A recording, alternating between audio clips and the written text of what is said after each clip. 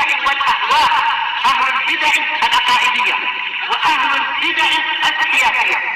نقول بيننا وبينكم السلف، بيننا وبينكم الكتب، كان فيقول البدع بيننا وبينكم. Bismillahirrahmanirrahim. Alhamdulillah wassalatu wassalamu ala Rasulillah wa alihi wa sahbihi wa ba'd. Kita meneruskan bacaan kitab Bulughul Maram yang ditulis oleh Al-Hafidz Ibnu Hajar Al-Asqalani rahimahullah taala. Kita sudah menyelesaikan pembukaan ya, karena di sini beliau sebelum masuk di bab yang pertama yang akan kita baca, beliau memberikan banyak hadis ya di kitab Zakah ini. Dan permasalahan yang banyak yang sudah kita sebutkan. Dan penting-penting. Ya, dan disebutkan di situ ada 9 perkara yang sepakat para ulama untuk dikeluarkan zakat. Ya, itu pernah kita sebutkan. Yaitu ya sangat penting. Ada beberapa hal yang terjadi perselisihan. Ya, disebutkan seperti apa? Ini seperti asal. Ini madu. Jadi ini perselisihan. Ada beberapa hadis yang dhaif oleh para ulama tentang madu ini. Ya kesimpulannya bahwa madu tidak ada zakatnya.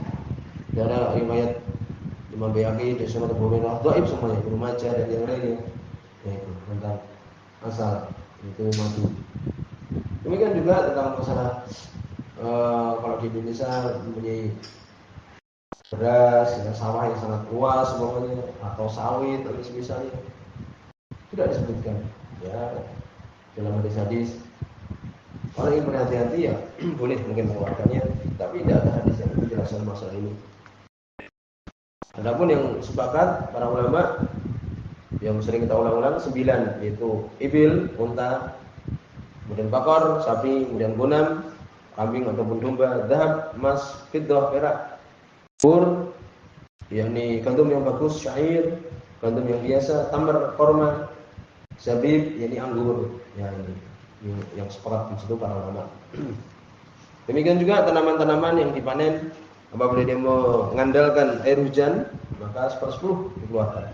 Apabila dia itu dari kerja keras, maka 1/20. Kemudian juga ya disebutkan untuk seorang yang menemukan barang temuan harta karun 1/5 dikeluarkan. Kenapa lebih banyak dari yang lain? Karena dia tidak ada sulitnya, ya tidak ada sulitnya. Tiba-tiba dapat harta karun 1/5, maka dikeluarkan zakatnya. Kemudian juga tentang barang tambang, ya seperti besi, misalnya minyak bumi, misalnya alam, yang dikeluarkan hanyalah emas dan perak. Lalu kita masuk bab yang pertama. Bab shadaqatul fitr, bab sedekah fitr, ini zakat fitrah. Ini bahas ini oleh beliau tentang permasalahan zakat fitrah. Biasanya berkaitan apabila akan mendekati Idul Fitri. Qala Rasulullah Ta'ala hadis yang pertama, itu hadis 585. Disebutkan oleh sebelumnya disebutkan oleh Imam Sunani di sebelum salam, shadaqatul fitr yakni al-iftar, berbuka. Yudifat ilaih disandarkan kepada fitr, ini iftar berbuka, sedekahnya iftar berbuka. Ya li'annahu sababuha, karena sebabnya. Jadi zakat fitrah ini sebabnya adalah karena iftar, dan iftar itu tidak berpuasa lagi.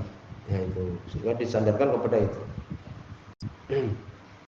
Ketika tidak ada lagi puasa, habis Ramadan ya, maka dikeluarkanlah ini zakat fitr.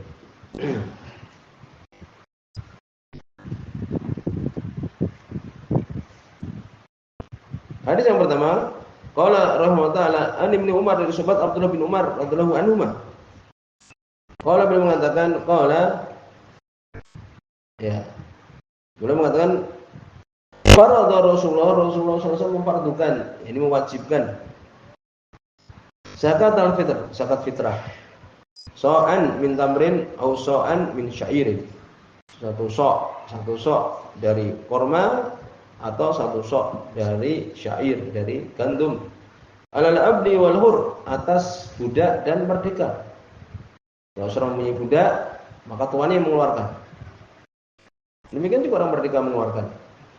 Wa dzakar, demikian juga laki-laki, wal unsa dan perempuan, wa shaghir wal kabir, Demikian juga yang kecil, demikian juga yang besar. Adapun kalau masih di dalam perut, ya berupa janin tidak dikeluarkan. Adapun kalau dia lahir baru 1 hari keluar, ya orang tuanya mengeluarkannya. Minal muslimin, dari kaum muslimin. Ini juga menunjukkan bahwa orang kafir tidak dizakati. Ya, arti kata di sini minal muslimin. Wa amara biha, dan Rasulullah SAW memerintahkan dengannya antu ada, untuk dibayarkan qabla khurujin nas, sebelum keluarnya manusia ila shalah, menuju salat. Yaitu salat Idul Fitri. Di batasan terakhir yaitu apa? Ketika manusia itu akan salat Idul Fitri. Itu batasan waktu terakhir. Mudah-mudahan ini sebagai Muslim. Itu. Sebagai Imam Sanani, al-hadis dalil ala wujubi shadaqatul fitr. Hadis ini menunjukkan wajibnya sedekah fitrah, zakat fitrah. Ya, karena dengan lafaz faradha. Disebutkan juga ya wajibah bil ijma', itu adalah wajib dan ijma' dari para ulama. Kemudian berikutnya hadis yang kedua. Qala Rasulullah wa ibni Adi wa Darqutni, dan disebutkan oleh Ibnu Adi, demikian juga Imam Darqutni bi isnadin dhaif, dengan sanad yang lemah. Di sini beliau menyebutkan langsung mengajar bahwa sanadnya lemah. Dan benar adalah sanad yang disebutkan di sini, lafadznya matanya adalah lemah. Karena ada rawi namanya Abu Ma'syar Najih bin Abdurrahman As-Sindi. Dia dhaif. Ya itu. Jadi tambani dhaif. Ini sebabnya, ya, sebabnya kenapa dikeluarkan sebelum melakukan salat Idul Fitri, dhaif tapi. Disebutkan Nabi mengatakan ahnuhum, untuk mencukupi mereka, cukupkan mereka anit tawaf, ya, dari tawaf berputar-putar. Fi hadzal yaum, di hari ini. Ini agar mereka orang-orang miskin itu tidak berputar-putar mencari makanan. Berikanlah zakat fitrah ini, sehingga di hari tersebut Idul Fitri dalam keadaan cukup. Nah, ini diantara hikmahnya kenapa dikeluarkan sebelum sholat Idul Fitri, supaya apa? Supaya mereka itu dalam keadaan cukup, ada yang dimakan orang-orang miskin ini. Tapi ya di sini tadi dhaif, ya. Walaupun secara makna ya mungkin juga, ya, supaya mereka dalam keadaan cukup, sebagaimana orang-orang yang punya harta dalam keadaan cukup, tidak sedih karena tidak ada sesuatu yang dimakan yang tersebut. Ya, demikian. Kemudian berikutnya hadis setelahnya, hadis yang ketiga. Wa Nabi Sa'id dari sahabat Abu Sa'id Al-Khudri radhiyallahu anhu, qala, beliau mengatakan, hadis Bukhari Muslim ini. Qulna nu'tiha fi zamani Nabi, kami memberikan zakat ini di zaman Nabi sallallahu alaihi wasallam, so'an min ta'am, satu sok dari makanan. Ya, umum berarti kan di sinilah sebagian berdalil bahwa untuk kita di Indonesia ini mengeluarkan dengan apa? Dengan beras. Walaupun boleh kita dengan kurma, ya, demikian juga dengan tadi disebutkan dari gandum yang bagus dan semisalnya. Tetapi yang mudah untuk mereka pergunakan dengan apa? Dengan beras kan itu. Jadi dalilnya di antara ini. Di antara dalilnya adalah ini. Berarti makanan. Kalau di tempat kita makanan apa? Ya beras kan itu. Di sebagian tempat berarti sagu. Ada juga itu di daerah Maluku sana sagu. Kemudian ada juga yang dengan jagung. Sebagian dulu orang Madura dengan jagung. Ya, kalau dulu belum banyak beras itu mereka malah dengan menggunakan singkong dan semisalnya. Wallahu alam, ya, demikian. Makanan yang jelas, to'am. Kalau kita sekarang ini beras. Ini di antara dalilnya. Satu sok dari to'am, dari makanan. Au so'an min tamr, atau satu sok dari tamr. Tamr itu apa? Tamr yang kurma. Au so'an min syair, satu sok dari syair, dari gandum yang bagus. Au so'an min zabib, atau satu, ya, syair ini gandum biasa. Au so'an min zabib, atau satu sok dari zabib. Zabib itu adalah anggur yang dikeringkan. Anggur kalau dia itu panen supaya awet, dia dikeringkan sehingga bisa apa? Bisa disimpan, dimakan ketika musim dingin. Ya itu. Mutamad hadis Bukhari Muslim. Wa fi riwayah, dan dalam riwayat awsa'an min akid, atau satu sok dari akid. Ya demikian. Akid itu apa akid? Akid itu ya laban mujaffaf, susu yang mujaffaf, yang beku yang kita kenal dengan keju, tahu keju. Nah, itulah. Ya. Jadi boleh juga dikeluarkan satu sok keju. Satu sok ini berapa? Ini terjadi perselisihan ya di antara mereka para ulama. Ya kita terangkan dulu bahwa riwayat dalam riwayat yang lain ya tadi so'an min akid. Kalau Abu Sa'id berkata, Abu Sa'id Al-Khudri radhiyallahu anhu, amma ana adapun aku fala azalu maka terus menerus aku ukhriju mengeluarkannya kama kuntu sebagaimana dulu aku ukhriju mengeluarkannya fi zamani Rasulillah di zaman Rasulullah SAW. Ini Abu Sa'id mengatakan adapun aku melakukan seperti dulu Nabi melakukan. Ya, itu. Disebutkan bahwa waktu itu beliau menyebutkan hadis ini Abu Sa'id mengatakan aku sebagaimana Nabi dulu melakukan aku melakukan sekarang.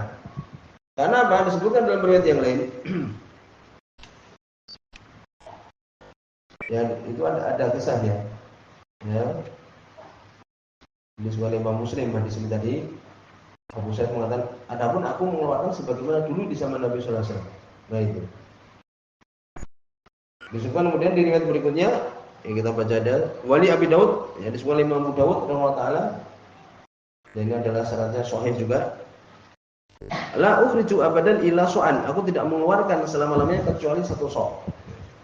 Jadi kisahnya waktu itu bahwa beliau qadima Muawiyah. Ini Muawiyah datang haji atau umrah. Fakalaman nas ala mimbar, maka dia berbicara di atas mimbar. Ya. Maka kemudian dia mengatakan ini urah mudain min samra asyam ta'dinu so'an min tamar.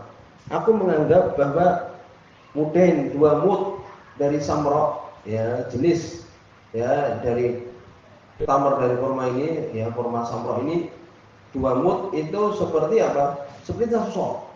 Padahal satu sok itu adalah 4 mud. Muawiyah berpendapat beristihad bahwa setengah dari sok itu cukup. Nah, dari sinilah ulama beliau beristihad dan para ulama menyebutkan istihad itu adalah khata', salah. Nah, demikian. Oleh karena itu saya mengatakan adapun aku melakukan sebagaimana di zaman Nabi. Gampangannya istilah kita aku tidak berpendapat seperti pendapat Muawiyah radhiyallahu anhu. Ini karena waktu itu Muawiyah berpendapat bahwa untuk samro ini dia cukup separuhnya. Mungkin dia lihat lebih bagus ya mutunya dan semisal demikian. Tapi ulama untuk berpegang sebagaimana Nabi dulu beliau melakukan. Bagaimana kalau kita perhatikan Umar bin Khattab radhiyallahu anhu, beliau menambah orang yang mabuk hukumannya cambukan. Demikian juga beliau berpendapat di zaman Nabi itu seorang mentalak istrinya, kamu aku talak, kamu aku talak, kamu aku talak. Ini dalam satu majelis itu jatuh. Ini menurut Umar bin Khattab radhiyallahu anhu. Tapi di zaman Nabi tidak, di zaman Abu Bakar juga tidak. Ya, lalu bagaimana masalah khilaf? Tetap kita berpegang dengan apa yang ada padanya Nabi sallallahu alaihi wasallam. Demikian juga di sini. Ya, kisahnya adalah ini tadi. Dan satu sok sendiri dibicarakan, ya, satu sok. Saya berpendapat satu sok itu adalah 2,4 gram kilogram. Ya bisa ditulis, saya belum di fatwanya mengatakan itu ada 2,4 kilogram. Kalau saya bin Bas berpendapat bahwa satu sok itu 3 kilogram. Ulama-ulama Yaman yang kita dengar dulu mereka dengan menggunakan ulbah, ya. Kalau kita lihat ada quarters itu ya, dari Alfamart itu yang gandum itu kan, ya itulah 4 kali. Kalau kita pengen hati-hati ya umpamanya dengan tangan kita 4 kali. Ya, dan tadi kalau kita kembalikan kepada fatwanya saya bin Bas ya aman 3 kilo. Ya, 3 kilo. Saya usahain mengatakan 2,4 kilo saja. Ya Allah alam. Sampai di sini sudah